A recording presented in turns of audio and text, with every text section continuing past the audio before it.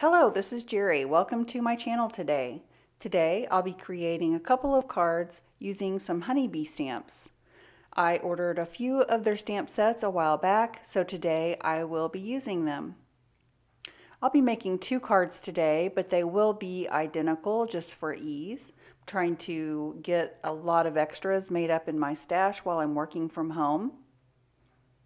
Today I'm using a couple of their stamp sets. One is called A Piece of Cake and the other is called Bad Influence. So first I'm inking up with some Versamark ink, a cupcake liner that is from that stamp set called A Piece of Cake. And I'm just going to emboss that with some Ranger Silver embossing powder. And I'll be doing this on both cards. And I've stamped that, put the embossing powder on, and then melted that down with my heat tool. Next I'm taking the top part of that cupcake. There are two different tops that you can use. I'm using the one with the icing on it today. And I'm inking this up with some Lawn Fawn gray ink called Manatee. I'm just going to ink that up and stamp it on top of the cupcake liner. You'll see later on in this video I changed my mind and decide to ink this up with some dark black ink. But at this point I'm doing both of my cards with the gray ink.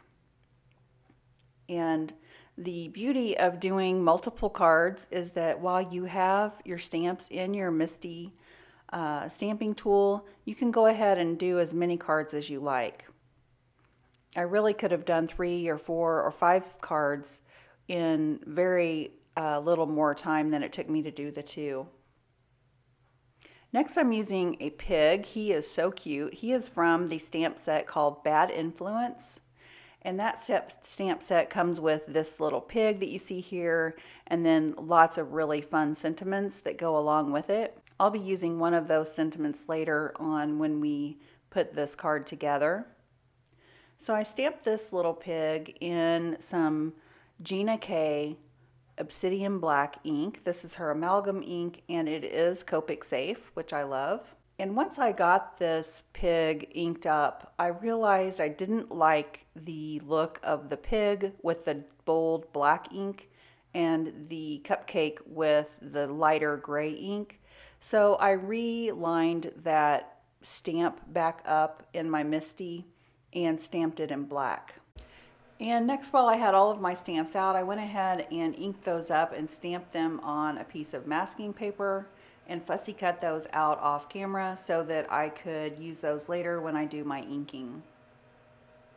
Next I got out my Copic markers. I wanted my cupcake liner to be silver metallic, to look like a silver cupcake liner, but I did get out the C5, a C3, and a C1 marker and just put a little bit of shading on this cupcake liner. I wanted my shadows or my most shaded area to be along the left hand side of my card. So I used the C5 marker and I went almost all the way to the top with that marker on the left hand side. And then I went along each of those little pleat lines in that cupcake liner. But as I moved my way to the right, I did not bring my line up or my shadow up quite as far. And I did the same thing with my mid-tone marker, my C3, and with my C1. And as I do with all of my markers, I just sort of bring that shadow out just a little bit farther than I did with my darkest marker and move my way out to the lightest marker, which was the C1. And then when I did the icing, I chose a teal color because one of these cards will be done for my granddaughter who is getting ready to have a birthday next month. And she loves teal, so I knew that I wanted to use teal on her card. I wanted to make it easy on myself, so I just did both of my cards with the exact same Copic colors. I used a BG13 for my darkest color, a BG11 for my mid-tone, and a BG10 for my lightest color.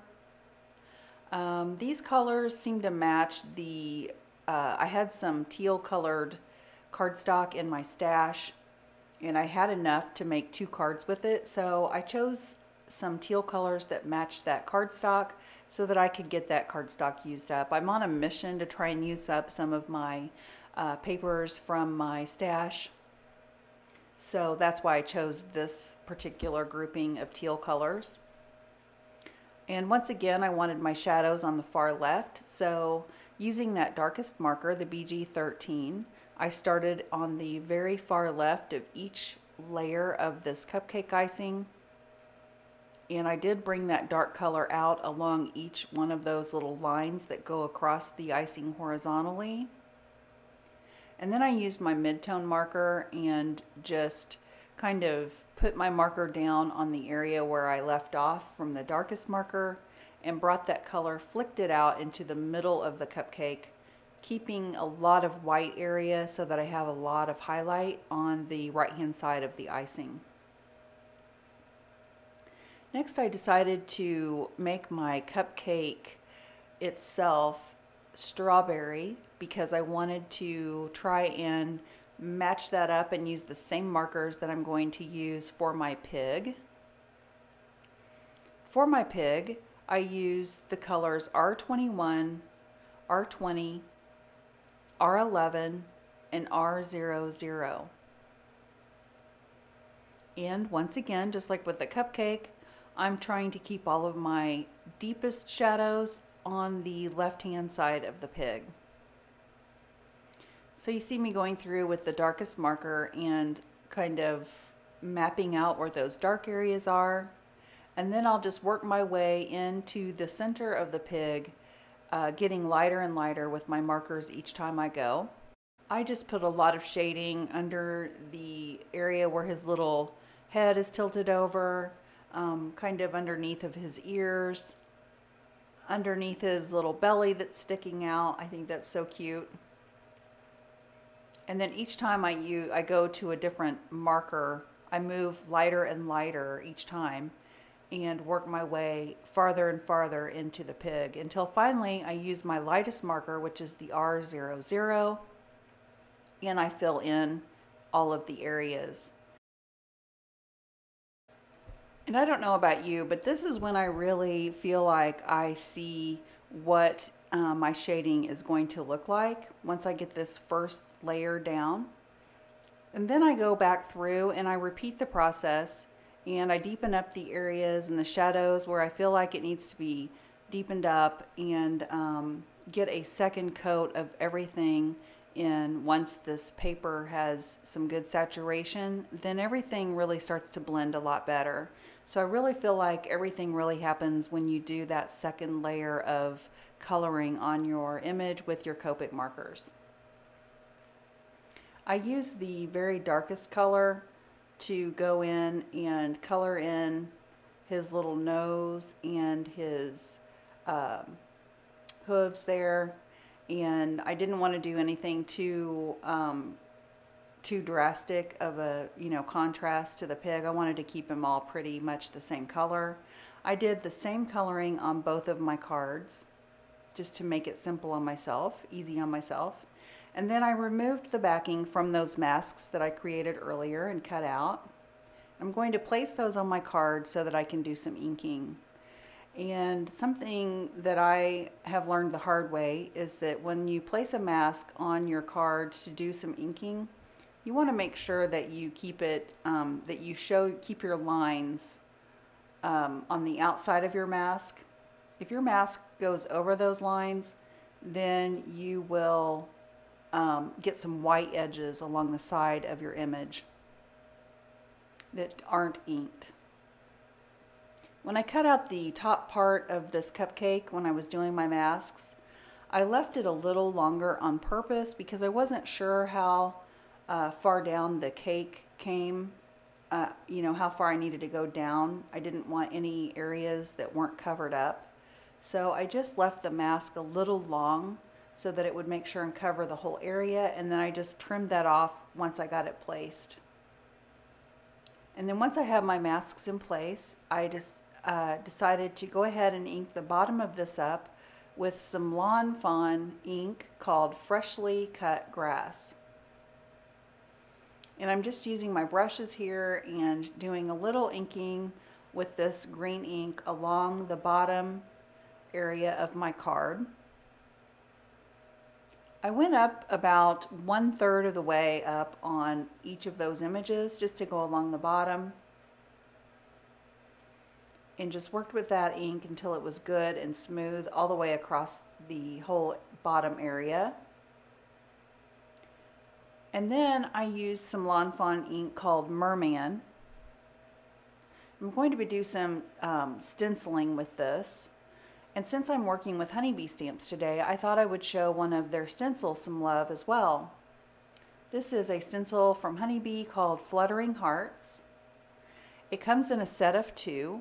One of the stencils is a larger heart, and then this is a smaller heart that you see that I'm using today.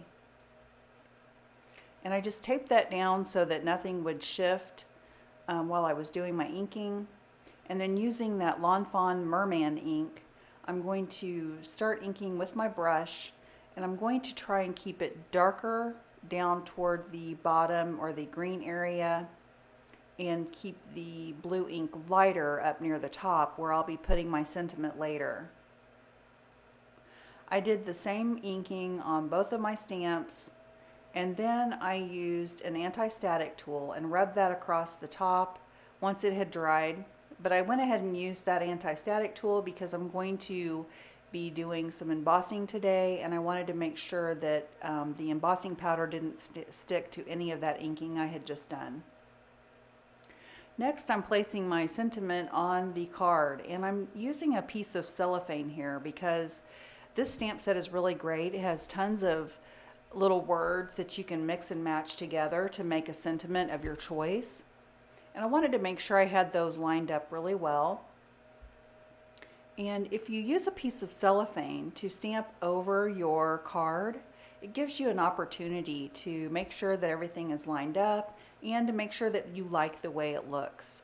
Here I've decided to add a little heart to the end of my sentiment, and I'm able to use that cellophane and just line it up and make sure I like the way that looks before I stamp it on my card.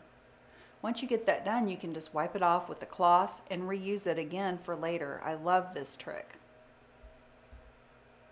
So I liked the way that looked, so I went ahead and stamped this, or inked this up with some more of that Gina K Obsidian black ink. I'm just going to be embossing this with some clear embossing powder. So I get this embossing powder sprinkled on both of my cards, and then I'll melt that down with my heat tool. Next, I wanted to put a little sort of like a little bow on this pig. So I used my tool there just to poke some holes in the sides of the pig, and I'm using some white string to tie around his neck and to tie into a little bow. And I wish I would have thought of it, but I didn't really think of it until I was doing this video. It would have been really cute if I would have colored that white thread in a teal color, but I didn't think of it. So maybe next time. I didn't have any colored thread I liked, so I just went with the white, but I think the teal would have been really cute. Once I get the bow placed the way I like it, I go ahead and just kind of attach that and secure it with some Gina K Connect liquid glue. The second time I did this on my second card, I did it a little different. I tied the string around his neck and secured it along the back of the card, and then I took another piece of string and tied the bow to that first piece of string. This seemed to work a little easier for me. And then once again, using some liquid glue, I just attached it to the card and held it down with my scissors until it was secure, just so that it doesn't come untied in the mail. Then I added this to a piece of teal cardstock and just weighted that down until it dried while I glued my other piece, my other card together. And then I'll be gluing both of these to some card bases that I created with some Nina 110-pound cardstock. That is what I like to use for my card bases. I really love the heavier cardstock. It makes a really, really nice card.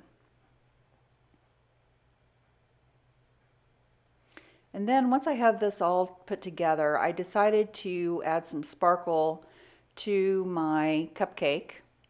So I used a Spectrum Noir sparkle pen in clear to add some sparkle to the cupcake. And I thought it turned out really cute. I think she'll love the teal and the pig. I hope you enjoyed my video today. If you did, I'd really appreciate a thumbs up. And if you'd like to see future videos, please make sure and click that subscribe button. You can also visit my blog, abushelandahug.blogspot.com, for more card and craft ideas. Thanks so much. I hope you have an amazing day.